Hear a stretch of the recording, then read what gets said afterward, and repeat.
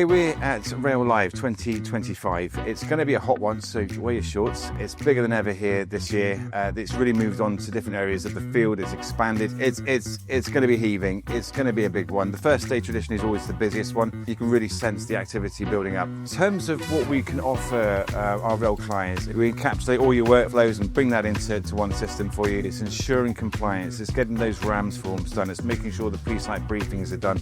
Make life a bit easier, especially on a hot day like this. Rail Live is the UK's biggest rail exhibition. All sorts of firms, from Network Rail down to private firms in the supply chain, attend to show off their latest technology, look at how new equipment can be used within the rail industry. And then within our theatres, we've got various seminars, talks about some of the big issues that within the rail industry at the moment. A lot of rail events are in conference halls and theatres. This is unique in terms of we're outside, we're at a rail facility. The Long Marston Innovation Centre is a huge site which allows us to have plenty of exhibits, and when the weather is like this, then it makes the day much more enjoyable. So I look after key accounts that's based both in the UK and abroad. I look after the field service team, so send them out various places up and down the UK doing maintenance, installations, site services and things like that. I use reflow to schedule in my field service team, tell them where they're going, who to meet. The software is very good, very user friendly, both on the desktop and